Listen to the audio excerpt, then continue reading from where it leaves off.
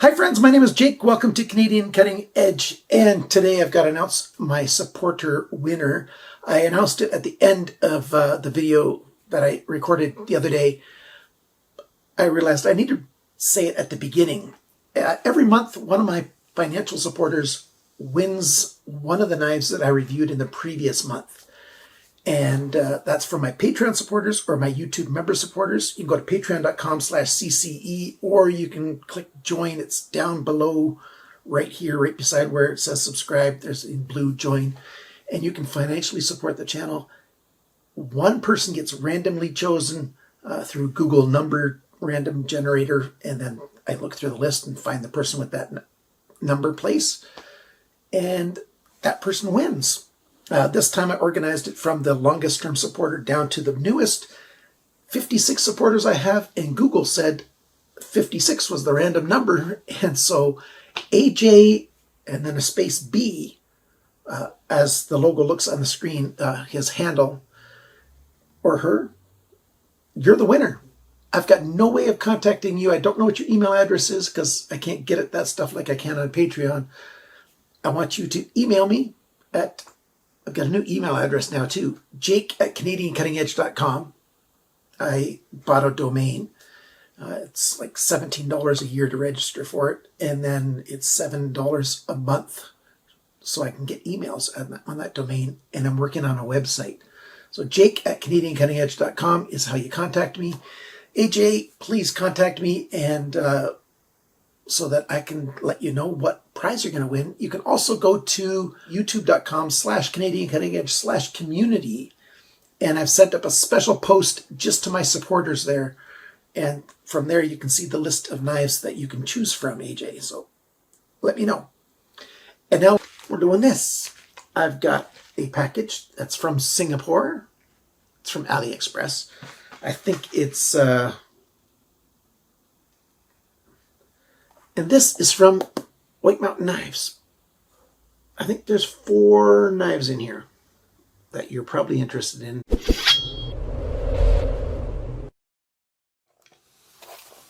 Let's open up this package. I've got my Civivi Kiev, Ki-V.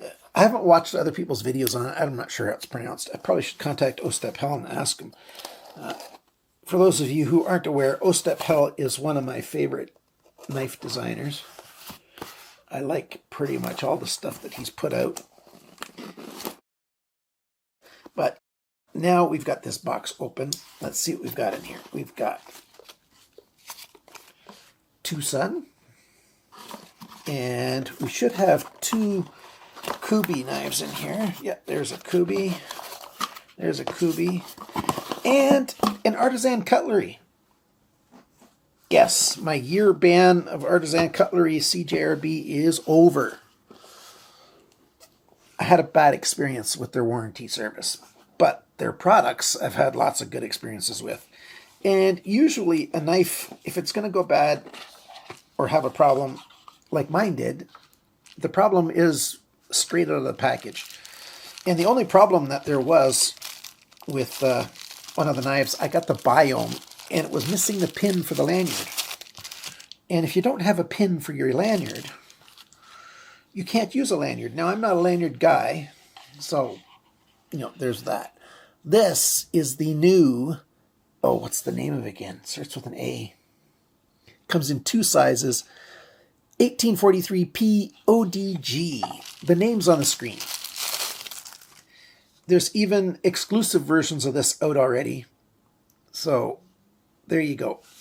A nice micarta. And it's a, oh yeah, that's the first time I opened it. Seriously. I just got it. I didn't edit anything out. So right or left-handed, I can flick that out really fine. There's 2 versions of steel as well, I think. This is the AR RPM 9 steel. This is the budget version of it. I don't know this designer. We've got a lanyard pin back here. We've got a deep carry pocket clip. Right side only deep carry pocket clip. Liner lock. We've got inset liners, so you don't see liners anywhere on this. Helps keep it thin. It's quite thin indeed. A nice drop point leaf style shaped blade. There we go. Artisan Cutlery. Very nice. Comes with this baggie. And maybe the name of it's on here. Here's the card. And there you can see the model number, the steel, and micarta. Looks like they have to stick on different labels on there. Artisan Cutlery. If you've got to fix 3 things on your card, maybe print a new card, because that looks very amateur to me. So, there you go. And of course, the obligatory silica gel. That's interesting. How thin it is really gives a different hand feel. Very light handle. Let's see, where's the balance point? Right there. That's a pretty good balance point. It feels a little blocky in hand, this handle does. As usual, it feels better in the left hand than in the right, and that's because you've got a cutaway for your finger for the lock release. And yeah, I'm a lefty, and whoops, I was looking at my camera, not what I was doing. You can operate this thing with one hand in the left hand as well. So if you're a lefty, you can operate knives with your left hand. You don't have to have left-handed knives. Of course, it'd be nice if we had lots of left-handed knives, but that's not going to happen. It just won't. Companies just are not going to be putting out lefty knives. Next, we've got a Kubey. This is the Ku236D in yellow. Yeah, D2 steel. I'm trying to find more knives that don't have D2 steel, but it's going to take a while for the industry to wake up and stop making everything with D2. It's just not going to happen. Of course, I'm exaggerating when I say everything. It's just they make a lot of stuff with D2, and I'm getting tired of it.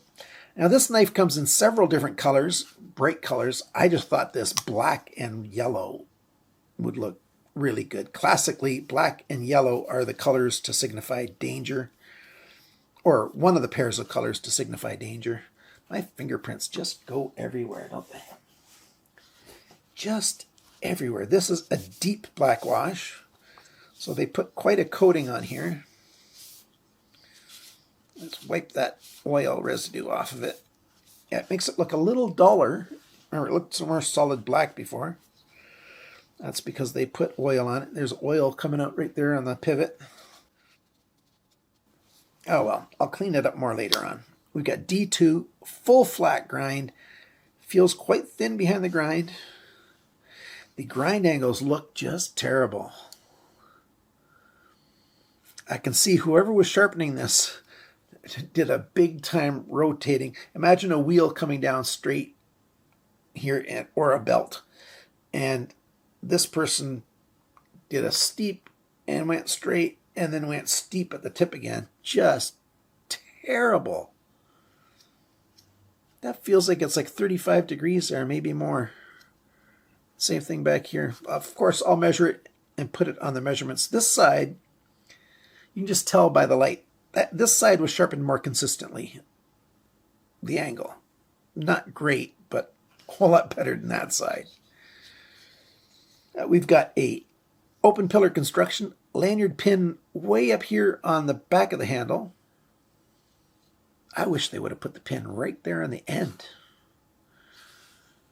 With where these screw holes are, they could have put a pin right there.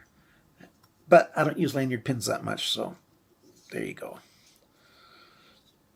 The forward choil is not quite big enough. This isn't a review, though, not yet. It's, yeah, that's not safe putting your finger up there. You have to grind that just a bit bigger. Yeah, Kubey. I don't think this is a home run. That's just my out-of-the-box thoughts. We'll find out what I think after I've used it for a while. and it'll be reviewed in full then. Next, we've got this guy, the KU344D, and this one's in camo. I'm glad I got it in camo. I like camo G10. And yes, it's also D2. I do like that they put it in sealed bags like this. You know for certain that this is a factory knife, that you didn't get a knife that's been unboxed or whatever. We've got a front flipper. We've got thumb studs. We've got right and left pocket clip as well, just like this guy has. It's flat slab, digi camo, and oh, that's nice. That felt great. Yes, that's nice. The thumb studs are fairly well back from where the cutting edge is. This is also a manganese design. I've had a manganese design before. And yeah, I like the badging on here. It's up here on the flats instead of on the bevel. Of course, this one almost has to have it on the bevel because it's, you know, big full flat grind. But this is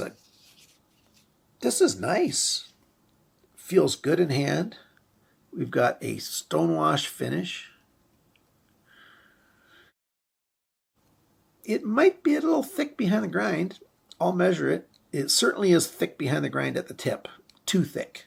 Yeah, it's going to be a strong tip. Proper T8 screws on both of these Kubeys. Got a lanyard hole on this one. Open pillar construction again. That's a nice knife. This thing should do well. I think this thing should do well. Feels good. I just wish it was thinner right at that tip. It feels like it's going to be a good cutter. It really does. Nice hand feel. All right, and finally, TwoSun. Whoops, 321.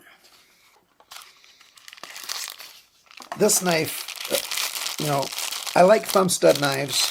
Those of you who know me know that I like thumb stud knives. And a screw fell out. Look at that. That just fell out of the bag. Pocket clip screw. That's what it is. That's one of the things I dislike about Kubey knives. Their screws tend to come loose. And they over-oil their stuff. Man, there's oil all over this package. It was just nasty. Definitely going to have to wash this rag after this. But the 3D milling on this, I thought looked so sharp. And then the red accents, that red back spacer, very nice.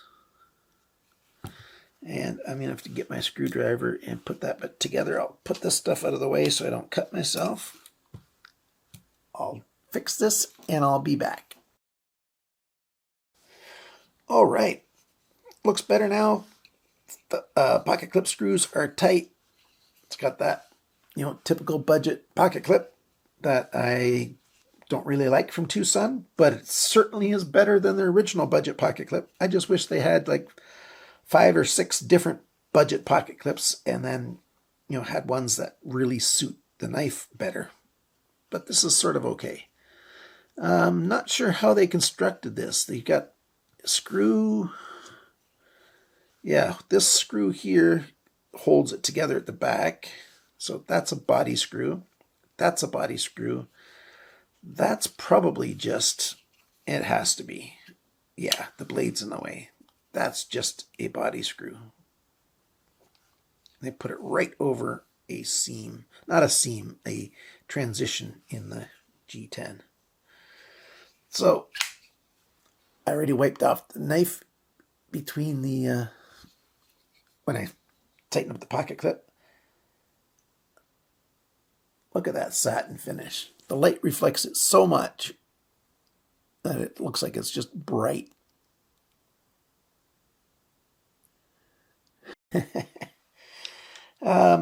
Move that screwdriver. Nice jimping here. Honeycomb style thumb studs there. But yeah, they work just fine.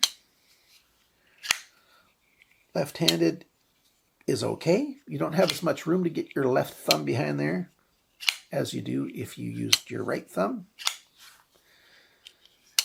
A little more access back here. It's got that detent ball sliding on the side of this steel, making noise. Guess it's got to wear off that black wash coating, I guess. But that blade shape, pretty nice. I would have liked a little less belly instead of such a round belly and long straight section, but it looks nice. It's like a sort of a Bowie style blade. Elongated clip point, whatever you want to call it. Liner lock, inset liners. You know, inset liners here. Inset liners here. I don't think I can put everything on the screen at the same time. I got to move my camera further off. Pretty good haul. Quite a wide variety of stuff. A fine satin finish on this. Coarse satin finish here. A nice stone wash here. And a deep black wash. D2 steel, 14C28N, AR RPM 9.